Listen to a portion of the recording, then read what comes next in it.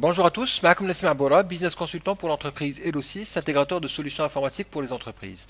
Je vous fais cette vidéo pour expliquer un peu le mode de fonctionnement des séquences sur les factures Odoo en version 14. Alors, l'objectif un peu c'est de lever le voile un peu sur le mode de fonctionnement les séquences, étant donné que c'est pas le même système qui est implémenté que pour les versions antérieures Odoo. Donc, sur les versions 13, on avait la possibilité de par exemple, de déterminer les séquences à les factures en allant dans le menu des séquences. Alors, on va tester un peu rapidement pour voir le menu des séquences maintenant comment il a été un peu modifié. C'est que si j'accède ici, je vois que par défaut, la liste des séquences qui sont disponibles a été bien réduite. Je n'ai plus qu'une séquence ici pour les bons de commande et puis une autre pour les réconciliations à les pièces comptables.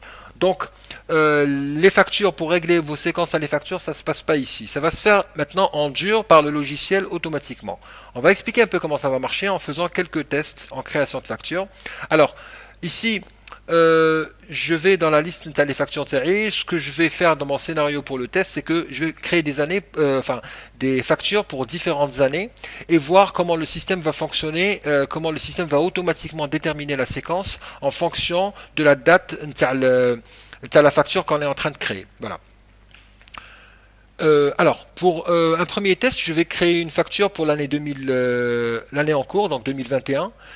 Sachant que j'ai déjà créé quelques factures, on va voir comment le système va automatiquement nous déterminer la séquence. Donc, je choisis un article ici, un client, juste pour avoir des éléments pour ma facture, je sauvegarde et puis je vais confirmer ma facture. Donc, automatiquement, le système étant donné qu'on est en 2021, il a vu j'avais déjà deux factures, donc ici elle a automatiquement déterminé que le numéro suivant était le numéro 3. Donc on n'a pas eu à comment dire à sélectionner deux numéros. Je vais refaire le test une deuxième fois. Voilà, vous voyez ici j'ai aucun numéro. Je sélectionne Hanaya.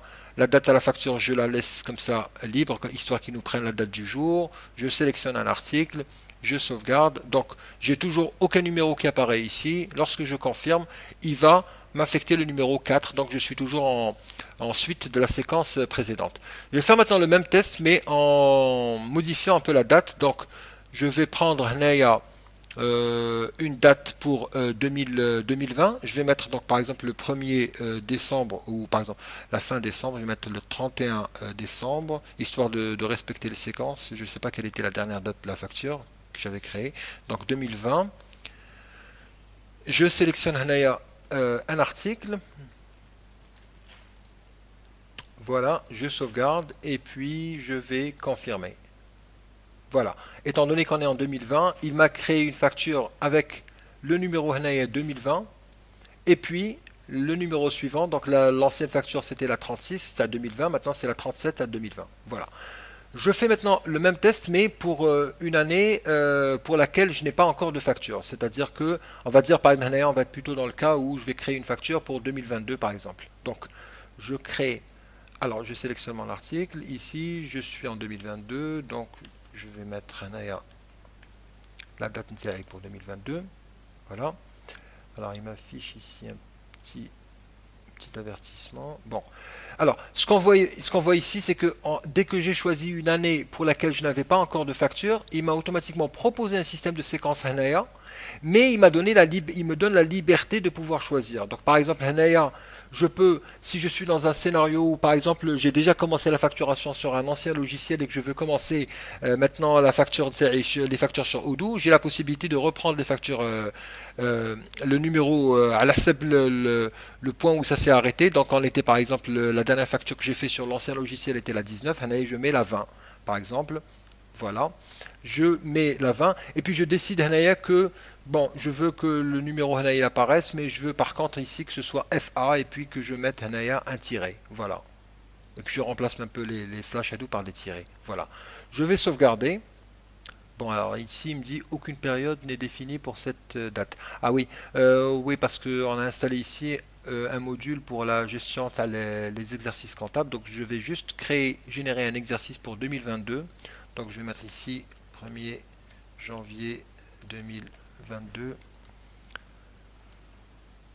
période mensuelle, et puis alors, 31 décembre 2022.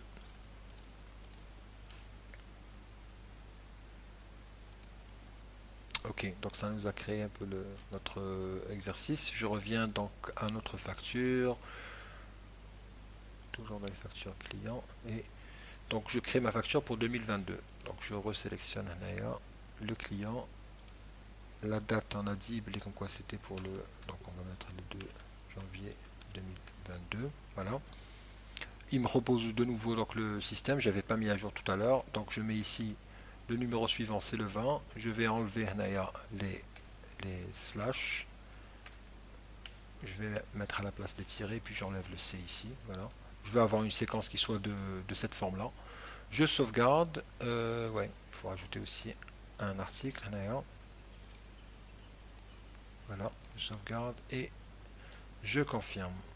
Voilà, donc en ayant confirmé, donc il m'a pris ce numéro comme étant le numéro de la première facture qui a été créée sur Odoo.